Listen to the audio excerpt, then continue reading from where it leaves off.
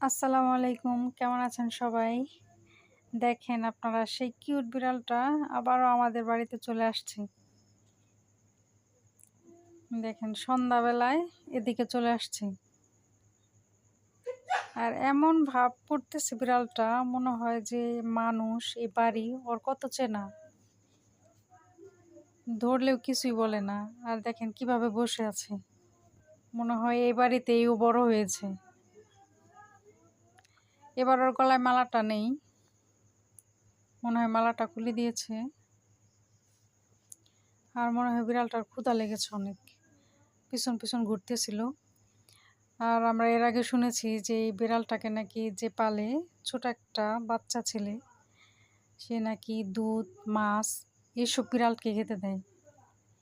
এখন আমরা আর কি করব, আমাদের ঘরে দুধ ছিল তাই একটু দিয়েছিলাম। আর আজকে আমাদের এখানেই ছিল, বিড়ালটা যায়নি। পরের দিন সকালে বিড়ালটা দিয়ে আসা হয়েছে। আর আমার ভিডিওটা কেমন হয়েছে অবশ্যই কমেন্টসে জানাবেন। আর সবাই ভালো থাকবেন, সুস্থ থাকবেন।